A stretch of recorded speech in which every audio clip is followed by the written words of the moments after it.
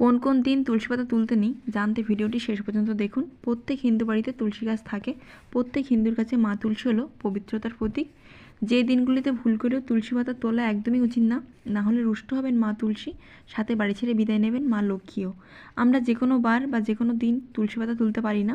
শাস্ত্র অনুসারে আমরা এটা মানি যে সূর্যগ্রহণ, চন্দ্রগ্রহণ, দ্বাদশ তিথি, সংক্রান্তি, চতুর্থী, অমাবস্যা, পূর্ণিমার দিন, এমনকি রবিবার দিনও তুলসী পাতা তুলতে নেই। রবিবার হলো মা তুলসীর জন্মবার, সেই জন্য এই দিন তুলসী পাতা তুলবেন না। এমনকি সন্ধ্যার সময় তুলসী পাতা তোলা একেবারে উচিত না। আর একটা কথা হয়তো অনেকে জানে না, দুপুর 12টার পরে তুলসী পাতা তুলতে নেই।